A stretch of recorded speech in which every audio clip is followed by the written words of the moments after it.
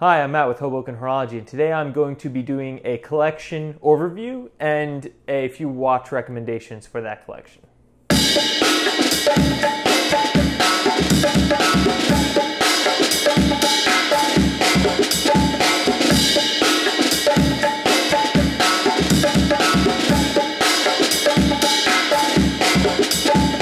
So in my last video, I had a comment that was a user listing his entire collection with reference numbers, and he was asking me what I thought he was missing out of his collection, or maybe what I would recommend as the next watch he should pursue.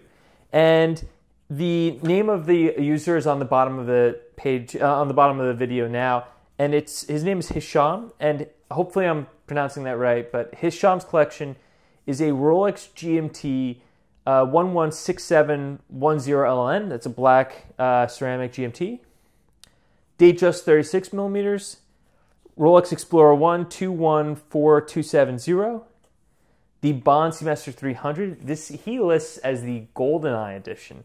Now, if this is the GoldenEye one, it's either the Speedmaster 300 that was worn in the film GoldenEye, so it's the quartz one, not the automatic. It's the same exact watch, except in the next two Bond films, Bond wore an automatic. I actually kind of like the quartz one because it's the one from the movie GoldenEye, which is so cool because GoldenEye is such an awesome Bond film. It's very very action oriented Bond film. He's got Nomos Orion 38 mil.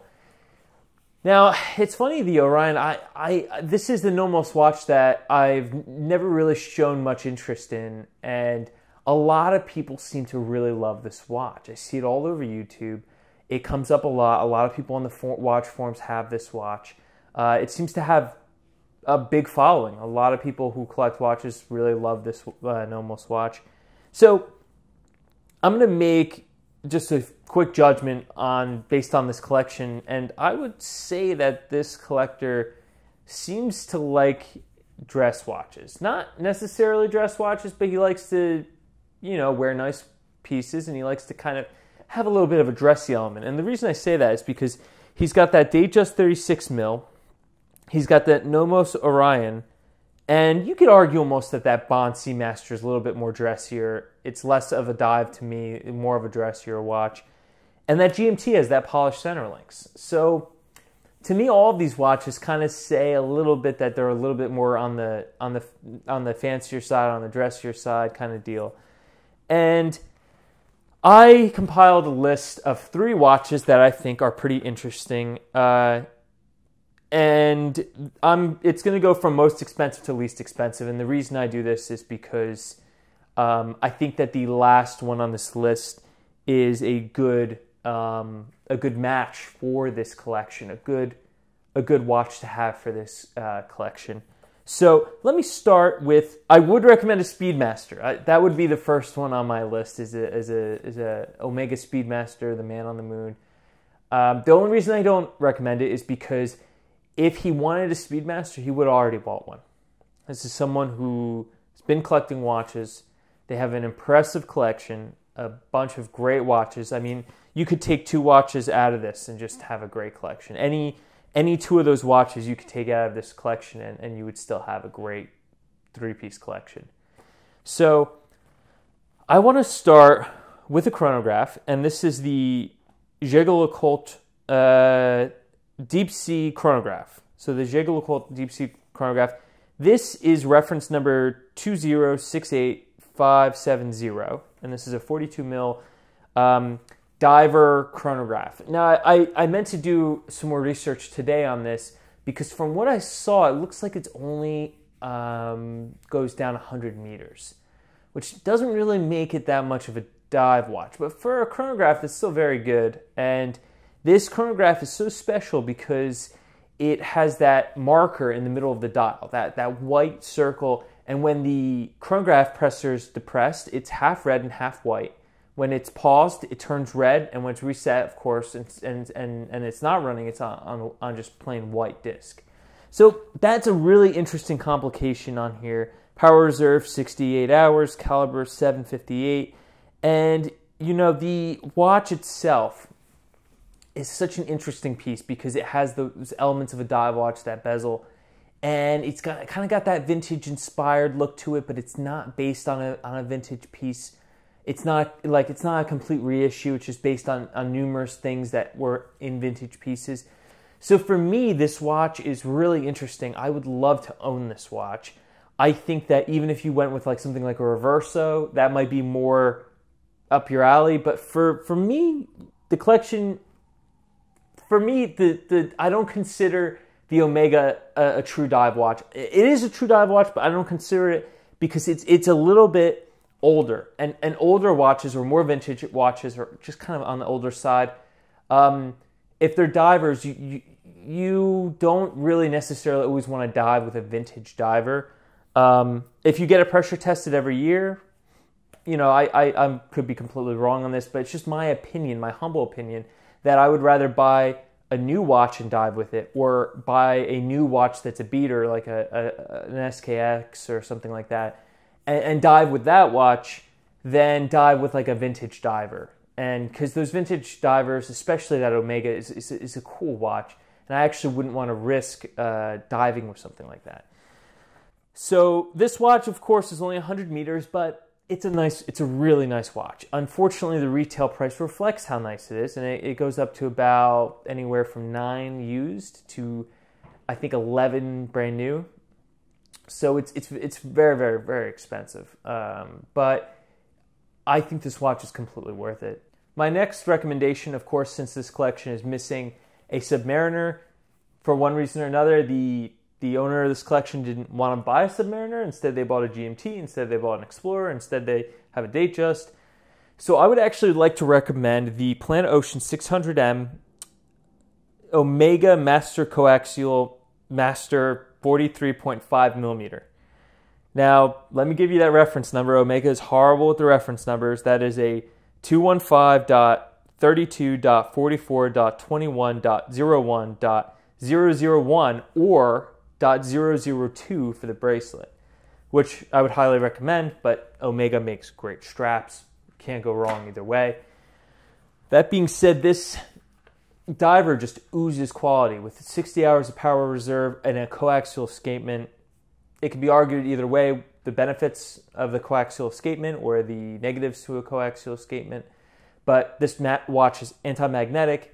It has the adjustable clasp that Omega is well known for, just like how Rolex is known for their Easy Lock. I made a comparison video between the Omega and Rolex clasps that adjust because I'm so obsessed with these different clasps and bracelets.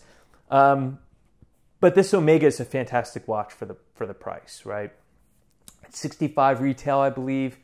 If you have a very good dealer or you know somebody or you can get a good deal on it, try to get like $1,000 off of it if you can. Buy pre-owned for $400 to $4,500. It is a fantastic dive watch. The action on the bezel alone is amazing. The color, that rubber that's kind of integrated into the bezel to give it that orange and that black mix. You could go with the blue. I'm a huge fan of the blue. I think the blue is such a fantastic shade of blue. It's something I've actually always wanted to watch. I've seen it in the display case. There are other pieces that are kind of on my list before that one. But the black and orange bezeled version is a big Omega staple of kind of last year. People will see that bezel and they immediately know you're wearing an Omega Planet Ocean. It's a cool watch. It's up there. It can easily compete with a Submariner. And for me, it's the watch, right? All right, so think about this collection, right? There's one watch in this collection that you could wear, I think, every day at any occasion. That's the Explorer 1. But sometimes, if you're going out, let's say you're in Florida and you're going to the beach. I spend a lot of time in Florida. Let's say you're going to Florida for the weekend or something like that, or you're in a very warm climate. You look at your collection and you want a dive watch. You want something that you can wear out in the warm weather, in the nice weather, in the pool. Something you're not going to worry about. You're not even going to think about. You're just going to go out into the water and enjoy what's on your wrist. The same thing for me can be said in the winter. When I go out and it's, 2 2 feet of snow outside and I need to, if I'm shoveling snow or something like that, sometimes it's really nice to have a dive watch because you're putting on something that if your hand is just soaking wet, you're not going to worry about the watch on your wrist. Also, divers are it's kind of like this kind of like thing that all the people that collect watches like to say they can take a beating. They're more inclined to be beaten on, or they're kind of chunkier cases, so they can be hit and hit around. Rolex owners love to brag about how tough their Rolex dive watches are. So for me, out of this collection, it would be really nice to have a solid diver, and I think this Planet Ocean is a perfect meet in the middle. It's not another Rolex, but it's from a respectable company, and it's a great all-around watch, and it can be worn in so many different ways. Now, the last watch on my list is the IWC IW377709, and this is a pilot watch. This is the caliber 79320, but really it's an ETA 7750. So you're getting an ETA movement on this watch. I think retail new on this on IWC's website was like something like $49.95, so 5 Gs. You get it pre-owned for 4 to 3.5 sometimes. If you go for an older model like I owned, you can go for like almost 3 on this, 3.5 on a very good pre-owned model. Do not buy this pre-owned without box and papers. I cannot urge you enough. Do you need them? No.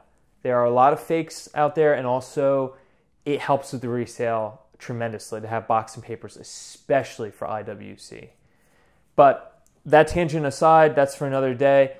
This pilot watch can be worn. This collection doesn't have a chronograph, doesn't have a pilot watch. This can be worn with a suit.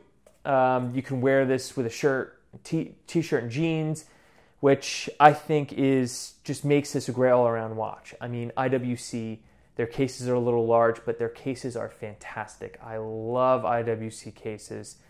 I would have recommended you a Mark 17 or an older one, Mark 16, but those watches are so close to the Explorer. For me, in my collection, I wouldn't own a Mark 17 and an Explorer 1. They're too close to each other.